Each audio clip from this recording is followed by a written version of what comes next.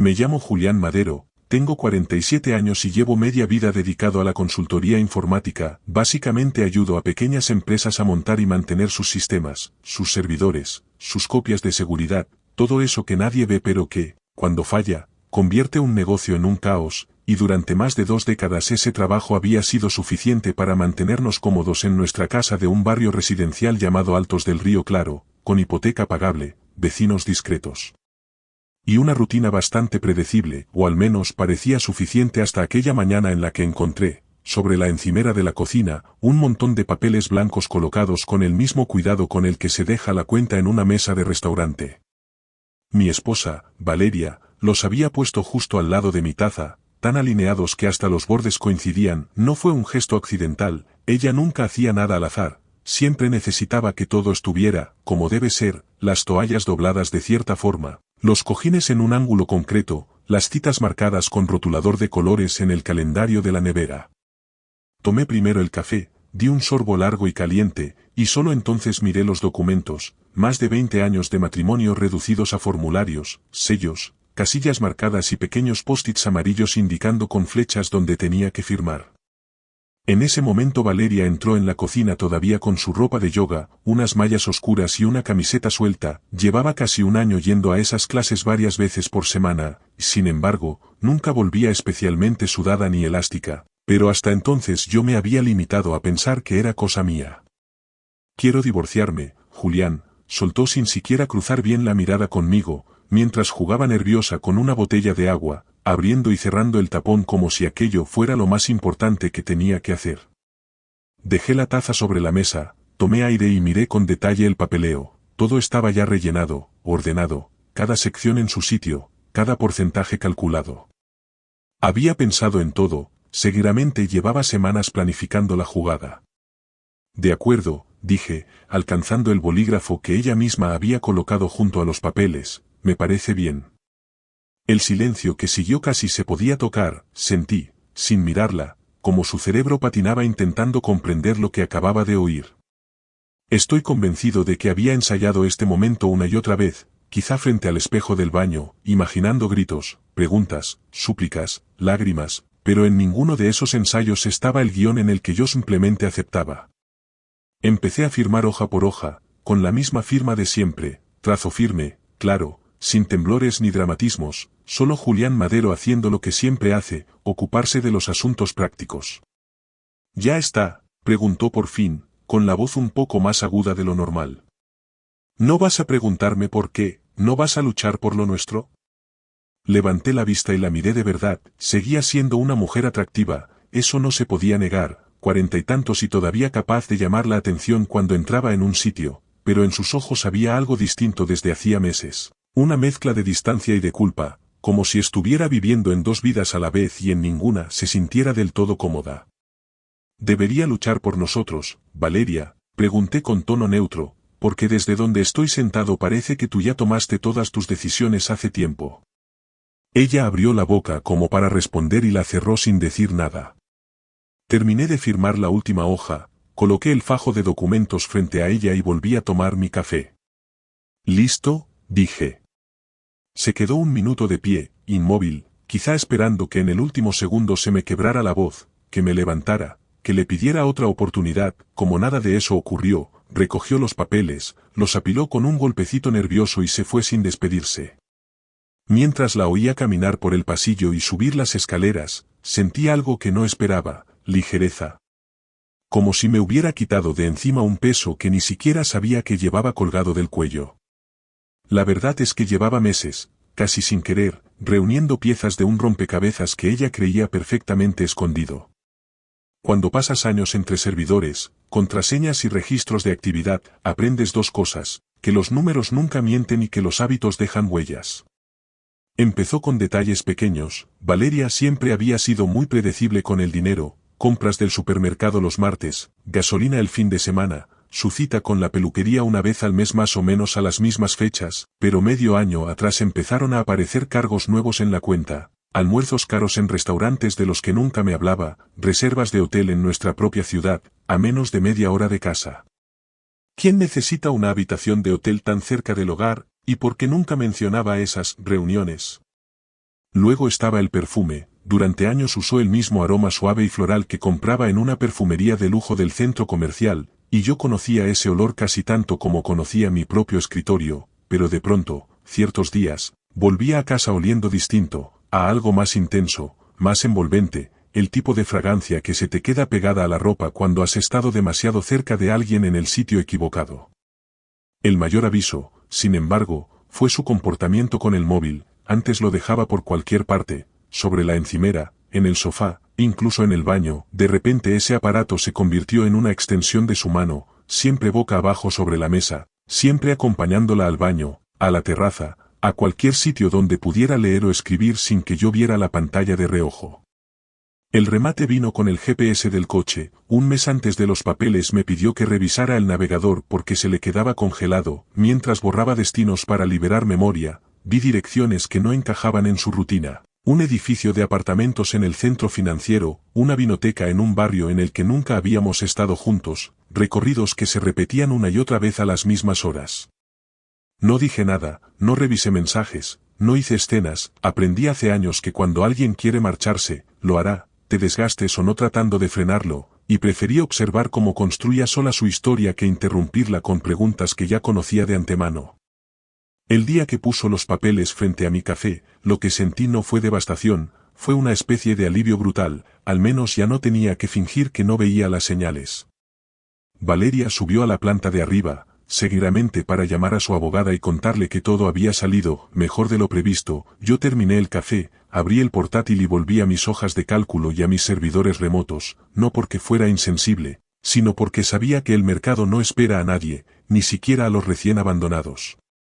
3 o 4 días después de que Valeria se fuera tan contenta con sus papeles firmados, organizó lo que supongo que ella misma llamaría su equipo de apoyo emocional en un local de moda del centro, un sitio exageradamente caro llamado Bruma Azul donde te cobran el brunch como si te estuvieran vendiendo un billete de avión y decoran el pan con flores comestibles. Me enteré de esa reunión por una foto en redes sociales. Nerea Vidal, su amiga de toda la vida, subió una imagen a su cuenta mostrando una torre de mimosas con el pie de foto, acompañando a mi chica en tiempos difíciles. Nerea siempre había sido así, una coleccionista profesional de dramas ajenos, el tipo de persona que disfruta cuando hay lío porque le da tema de conversación para semanas. Allí también estaban Carla Núñez, que ya llevaba 2 divorcios encima y hablaba de ellos como si fueran medallas, y Sonia Beltrán, cuya mayor credencial en cuestiones de pareja era seguir casada con un hombre al que claramente no soportaba desde hacía por lo menos una década. Lo curioso es que supe casi palabra por palabra de que habían hablado porque esa misma noche Carla me llamó medio borracha. A ella siempre le caí mejor yo que Valeria, quizá porque años atrás la ayudé a entender un acuerdo económico de su segundo divorcio sin cobrarle por la asesoría. Julián, dijo al otro lado de la línea, arrastrando un poco las palabras, tu esposa está completamente fuera de la realidad. Le pregunté qué quería decir con eso y me lo soltó sin rodeos. Valeria se había pasado toda la mañana contándoles cómo yo había firmado sin luchar, sin preguntar, sin mostrar interés por más de 20 años de matrimonio, dibujando la imagen de un marido frío y desalmado que tiraba la toalla sin siquiera intentar entender qué había pasado. Carla, sin embargo, me conocía desde hacía casi una década. Me dijo que ellas dos, Nerea y Sonia, asentían y la llenaban de frases vacías, pero que para ella estaba claro que, si yo no había peleado por aquello, era porque ya sabía que no valía la pena. Colgué la llamada con una sonrisa que hacía tiempo no sentía en la cara, no porque me alegrara que alguien hablara mal de Valeria, sino porque, al menos, había alguien que veía el teatro completo y no solo su papel de esposa sufrida. Los días siguientes me moví por la casa como un cirujano que sabe exactamente qué tiene que extirpar. Fui separando, sin prisas pero sin pausa, todo lo que era mío de verdad, dejando intacto lo que pertenecía a su mundo. No lo hice por crueldad, lo hice por higiene emocional. Los cortes limpios cicatrizan mejor que las heridas mal cerradas. Empecé por mi despacho, empaqué mi equipo, los discos duros con copias de seguridad, mis carpetas de clientes, la foto enmarcada de mis padres que llevaba más de una década presidiendo la mesa donde trabajaba. Valeria pasó varias veces por la puerta mientras yo desmontaba aquel pequeño universo, pero nunca dijo nada, se limitaba a observar desde el marco, con los brazos cruzados, como si estuviera viendo a un desconocido ordenar un trastero. Después vinieron los armarios, más de 20 años de vida en común dan para acumular mucha ropa, pero yo solo me llevé lo que había pagado yo o lo que de verdad me importaba. El traje caro que ella escogió para ciertos eventos importantes se quedó colgado, igual que algunas camisas que eran más un capricho suyo que una elección mía. Lo realmente complicado fue decidir qué hacer con los objetos compartidos, el sofá de cuero que compramos para un aniversario, la mesa del comedor que heredamos de su familia, la cafetera que sonaba todas las mañanas casi como un despertador. No quise entrar en batallas por muebles ni partir juegos de platos como si fuéramos estudiantes abandonando un piso de alquiler, así que todo eso se quedó allí, formando parte del escenario que ella había decidido seguir ocupando. Solo aparté unas pocas cosas con valor emocional real, la caja de herramientas que mi padre me regaló cuando compré mi primera vivienda, una pelota de béisbol firmada que conseguí de casualidad en un partido al que llevé a un cliente importante y un pequeño cofre donde guardaba gemelos y el reloj que Valeria me había regalado en nuestro 11º aniversario, cuando los regalos todavía significaban algo entre nosotros. Tardé 11 días exactos en vaciar mi vida de aquella casa, saliendo cada tarde con 1 o 2 cajas que metía en la camioneta y llevaba a un trastero que había alquilado al otro lado de la ciudad. Ella nunca preguntó a dónde iba ni qué pensaba hacer con todo aquello, se limitaba a seguir con su rutina de gimnasio, club de lectura y llamadas misteriosas a puerta cerrada. El último día di una vuelta por todas las habitaciones para asegurarme de que no olvidaba nada y la casa ya no me parecía una casa, sino un hotel al que habían desalojado a los huéspedes, limpio, ordenado, pero vacío de alma. Dejé la llave sobre la misma encimera donde ella había dejado el divorcio, sin nota, sin discurso, y salí. Esa misma tarde estaba de pie en mi nuevo apartamento, en un complejo moderno llamado Mirador Norte, a unos 20 minutos en coche del barrio antiguo pero a años luz en sensación. Era un piso en la planta alta, de esquina, con ventanales enormes que daban a las montañas y una tranquilidad que casi dolía al principio. Lo amueblé con lo justo, un sofá cómodo, una mesa que servía de comedor y de estación de trabajo, una cama decente y nada de cojines decorativos que solo servían para estorbar. El mejor lujo fue montar mi nuevo despacho exactamente como yo quería, con 3 monitores, una buena silla y un sistema de archivos pensado para mi cabeza, no para encajar con las ideas de orden de otra persona.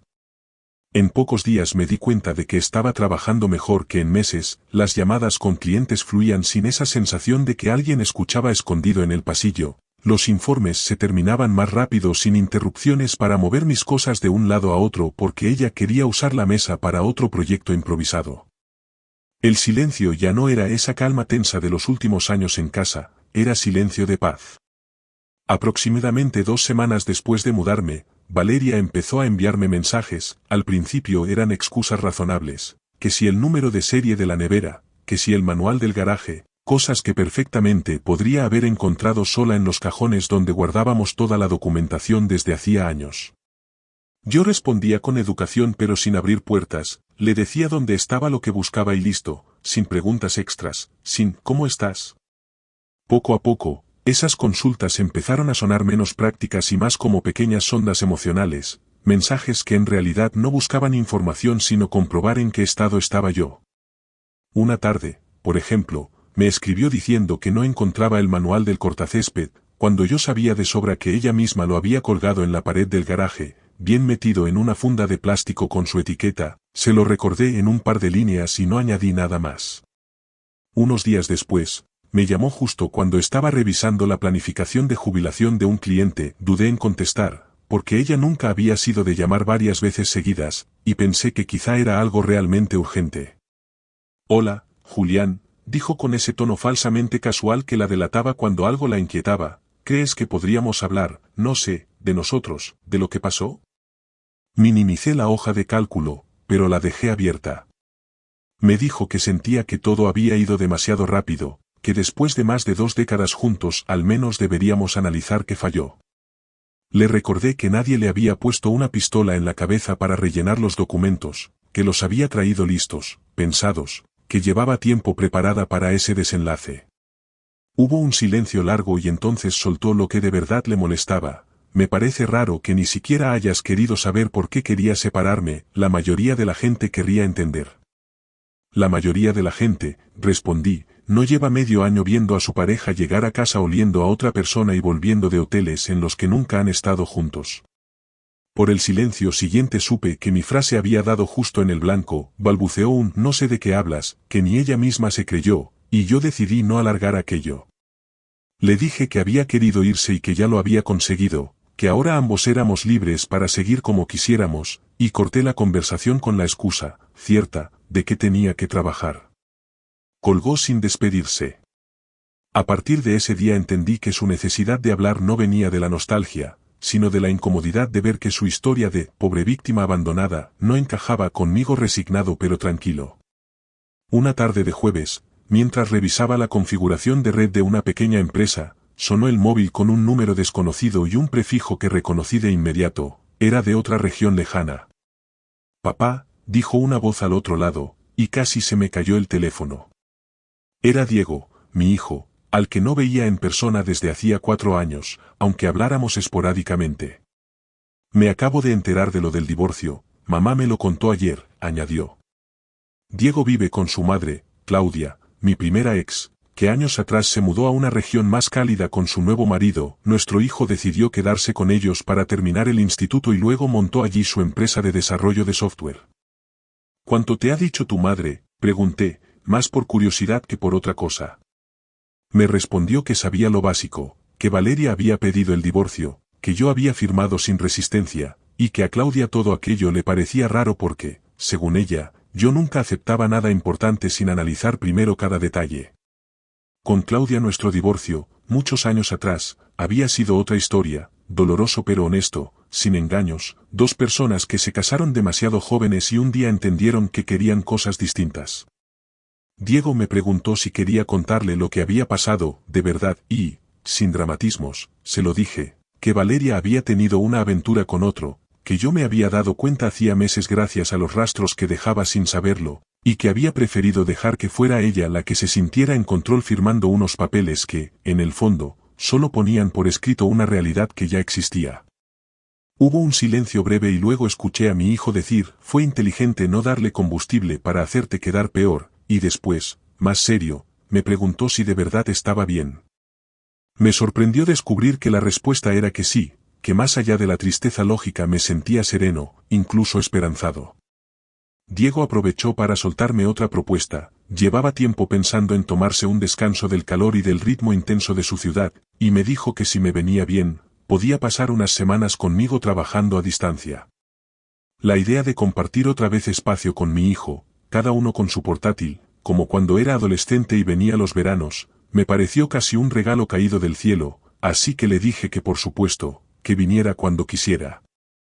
Una semana después estaba plantado en la puerta de mi apartamento con 2 maletas, una mochila para el ordenador y esa energía segura de los 20 y tantos cuando las cosas van bien.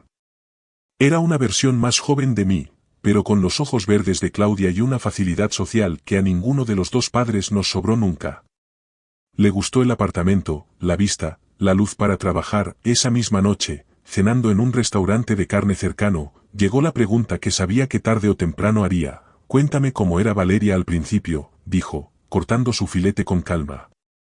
Me quedé pensando un momento y le conté que al principio era magnética, que trabajaba en marketing en una empresa de tecnología, muy enfocada en su carrera, muy segura de lo que quería, que la conocí en un evento profesional, que sabía moverse entre gente sin que se notara el esfuerzo, y que durante años esa energía la había dirigido hacia afuera, hacia crecer, hacia conseguir cosas.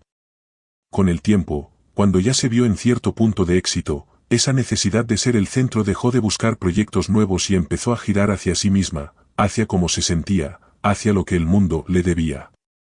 Le confesé que la aventura con el otro tipo, un entrenador personal más joven llamado Adrián Vega, había empezado aproximadamente 7 meses antes de que aparecieran los papeles, y que yo nunca me planteé enfrentarla a gritos porque sabía que ni cambiaría sus decisiones ni nos ahorraría daño.